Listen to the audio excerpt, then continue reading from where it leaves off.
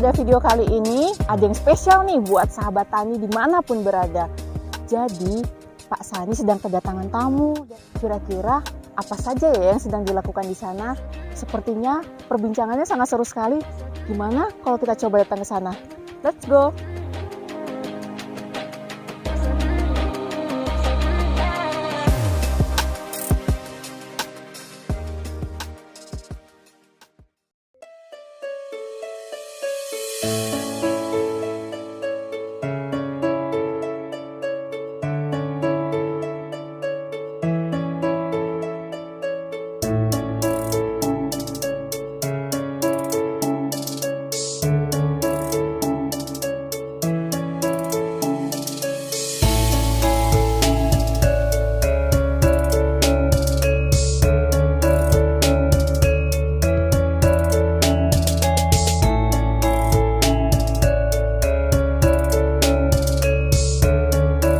Tadi itu seperti yang bilang Pak Magri, telaten,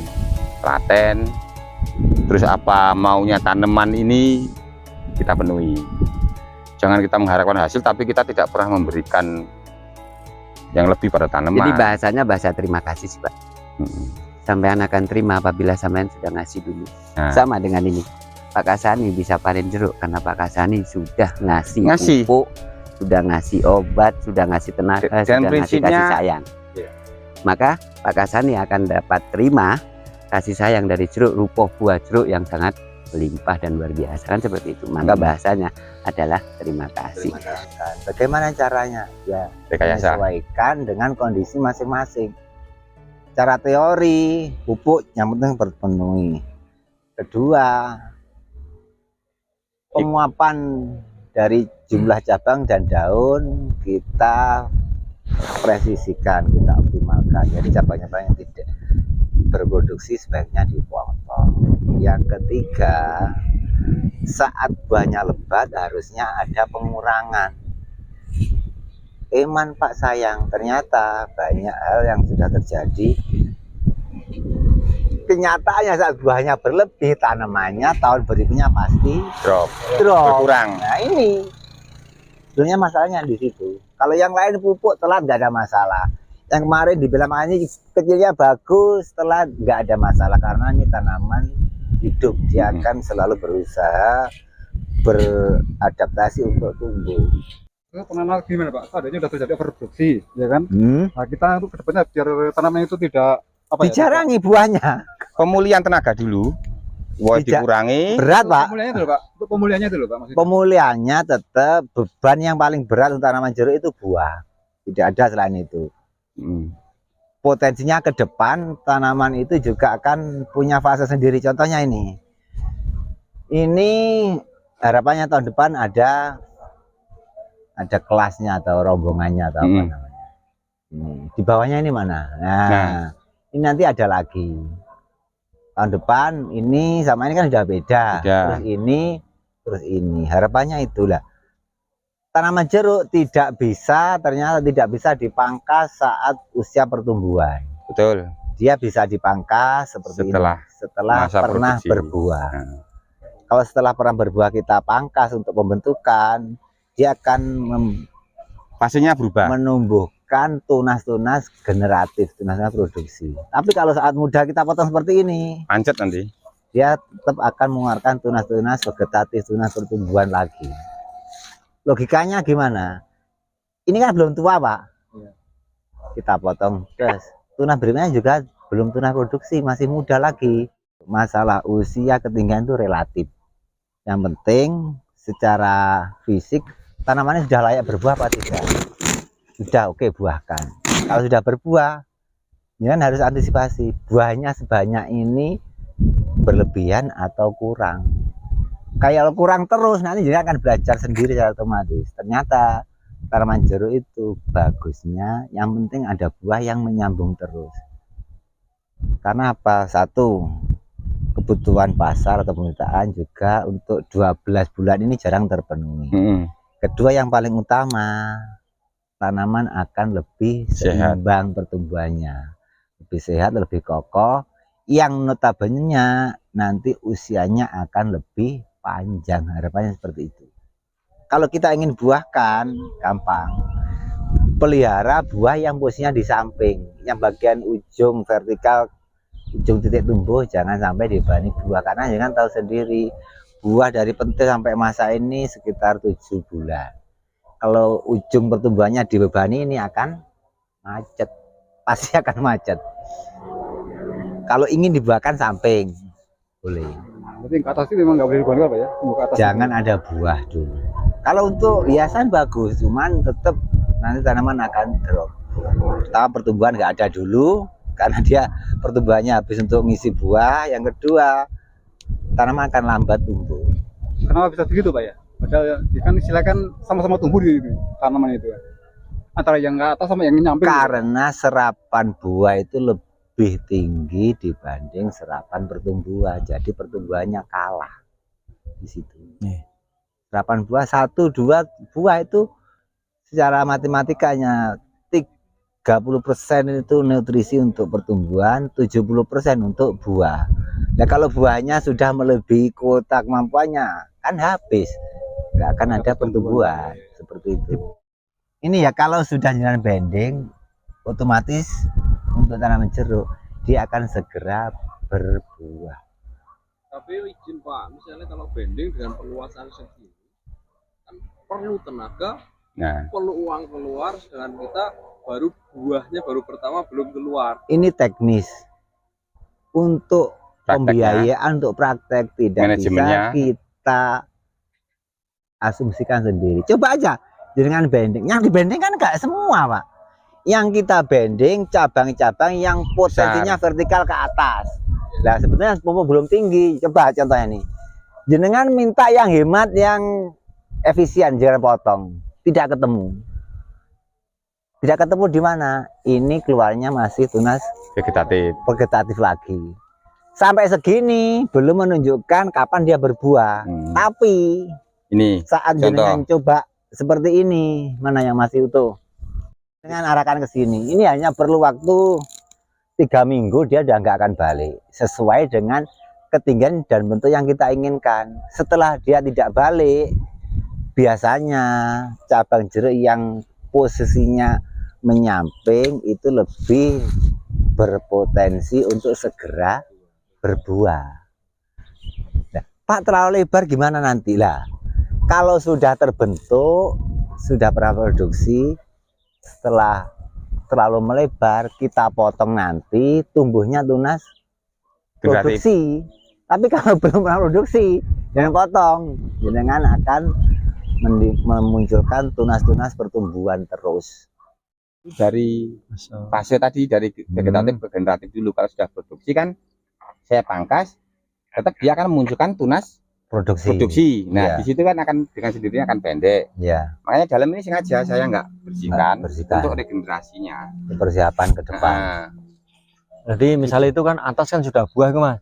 Itu nanti ada kemungkinan dipangkas juga. Biarpun segitu, saya potong sini pun dia akan tunasnya sudah tunas produksi. Karena sudah berbuah. Cabangnya sudah berbuah. Fasenya sudah berubah. Nek misalnya lagi berbunga, kita potong, itu fasenya udah berubah kayaknya. Belum, harus jadi dulu ya. Biar berbuah dulu. Biar jadi dulu yang ya. Yang paling aman setelah panen. Nah, yang paling aman itu setelah panen. Ya ada pertimbangan rasa sayang. Nah, iya itu. Sayang buahnya hilang kan? Ya. Biar produksi. Jadi dulu. Punya saya itu kadang segini, Pak. Segini ini kosong. Gue pohon tok ngono, mau nelung mau ya kabotan. Karena konsep telat. Awakmu selalu membersihkan bawah tok. Oh iya. Bawah itu jangan dibersihkan dulu, malah kita kan karena setelah kita potong belum tentu tunas ini muncul lagi Pak bagian bawah. Ya. Belum tentu. Ada yang muncul, ada yang enggak. Ini loh. Jadi teori itu jadikan pakem untuk tujuan ke situ. Tetapi praktek di lapangannya kita menyesuaikan dengan kemampuan. Prihatin kita gini Mas. Sekarang nyari pekerja itu kan susah kan, pekerja di pertanian itu. Nah itu sebenarnya ya sisi keprihatinan kita ya. Banyak kerja di toko, kerja di proyek, pabrik. Iya kan, karena kerja di tempat itu kan lebih nyaman. Resik, resik. Di alam gini kan ya tahu sendiri ya, panasan, ya berlumut lah intinya kita. Berjamur juga. Kepanasan, nah hujan akhirnya berlumut, usam gini. Tetapi sebetulnya secara pendapatan, secara finansial menang di sini. Menang di sini. Berarti untuk yang punya kesempatan dapat tenaga kerja berarti masih ada potensi. Nah, saya seperti itu. Tidak hanya karena seluas ini Pak hanya dikerjakan 5 orang. Kalau ada tenaga secara finansial mampu apa tidak untuk membiayainya. Nah, kalau secara finansial berarti kan perlu manajemen lagi, bukan karena persoalan sosialnya aja. Kalau di sini Pak, ya. Ini pemula itu memang di kosnya Pak kita itu. Ya. Memang itu Pak. Kalau di pemula belum pernah panen, makanya saya sarankan ada perlakuan yang efisien. Karena memang belum ada income masuknya. Yang penting tanaman ada pupuk masuk, bentuknya tercover, jangan berlebihan. Karena biasanya asumsinya yang sudah berhasil pedot Pak yang pemula. Yang sudah panen kita tiru nggak bisa. Nanti kosnya membengkak. Iya, nggak usah resiko Pak. Logikanya gini, tanaman jeruk jangan tanam aja, nggak usah diapa-apain, dia sudah hidup selama belum terbebani buah. Dia akan ada masalah, harus ada suplai apapun setelah mulai ada beban buah. Tapi kalau kita lebih intens, pertama pertumbuhannya akan lebih cepat. Yang kedua, untuk menyongsong produksi kita segera ada harapan, tetapi namanya operasional kemampuan kan berbeda. Semakin kita kejar semakin berisiko untuk close. Logikanya sekarang seperti ini. Kenapa pertanian tidak berkembang? Banyak orang yang mengeluh rugi. Ruginya di mana? Satu tanaman dengan produksi sebanyak itu, apapun, tidak hanya jeruk. Tapi banyak orang merugi karena apa? Mereka terlalu berambisi untuk memproduksi tanaman sebanyak-banyaknya, tidak memperhitungkan operasionalnya. Itu yang sering terjadi. Apalagi sekarang pupuk mahal, pestisida mahal. Nyari pun susah. Nyari pun susah. Yang mahal gampang. Kalau yang subsidi susah memang. Yang subsidi memang susah. Terus ya. Ini Mas, dulu kan saya kan pernah minta bibit dari sampean yang dulu jari kepelan dari Pasuruan. Itu kok jadinya dia nggak sehijau yang dari Batu ya sampai sekarang. Maksudnya nggak hijau tapi tetap rada ono coklatnya, tapi pertumbuhannya menurut saya ya normal tumbuh. Nggak apa-apa Pak, dipelihara aja. Gitu ya. Bibit itu memang ada kualitasnya, ada pengaruhnya. Ya. Yang penting kenapa kita tidak menyarankan, karena kita tidak tahu persis.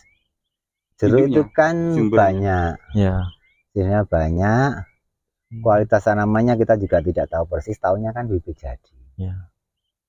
Jadi kalau sudah terjadi seperti ya dipelihara, ditunggu sampai berbuah, tetap dipertahankan.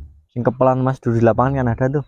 Banyak. Kalau kepelan awal-awal. Kalau dari dataran rendah biasanya tanaman bibit itu lebih tinggi. Lebih cepat meninggi karena dia ditanam di lahan, bukan di polybag dari kecil. Begitu ditanam biasanya adaptasinya lambat karena biasanya akarnya langsung melebar, dipotong, dikepeli untuk dijadikan fisiknya sih lebih bagus, cuman sejarahnya beda, istilahnya seperti itu. Kenapa tanaman jeruk dari Batu lebih bagus?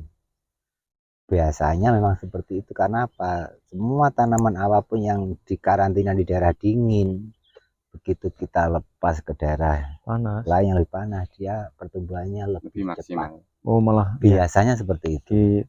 Jadi tidak hanya jeruk, apapun. Itu kenapa? Pengaruh alam. Karena di daerah dingin itu dia masih bertahan gitu. Pertumbuhannya ditekan. Penyinarannya kurang, suhunya kurang panas, untuk pertumbuhan memang lambat. Jadi begitu dipindah di daerah panas biasanya terus menguat karena tanaman butuh sinar matahari penuh, suhu yang panas. Berarti sama kalau dari musim dingin kayak di Lebanon itu kan mengkarat begitu panas seweneng bergas lebih dingin aja bisa bertahan. Gambarannya seperti itu. Sekarang gini Pak, masalah pengaruh hormon itu bagaimana dalam pertumbuhan tanaman? Hormon auksin, gibran gimana Pak? Kalau kita asumsinya petani jeruk itu kita harapkan tidak terlalu berlebihan mengaplikasikan pupuk-pupuk atau nutrisi lain. Karena apa? kita ngatasi masalah pupuk yang rutin, pupuk kandang rutin, hal-hal yang sederhana tidak terpenuhi.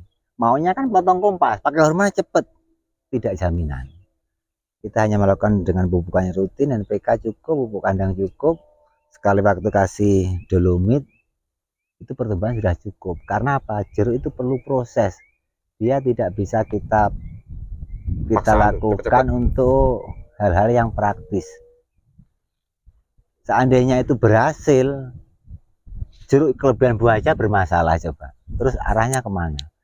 Walaupun sedikit, nanti juga ketika masih pertumbuhan toh? Iya, masih pertumbuhan, maksudnya masih pertumbuhan dalam tidak ada masalah selama secara ekonomi jenengan tidak terganggu. Kesimpulannya di situ. Ya, lebih maksimal. Iya, arahnya ke kos lagi memang.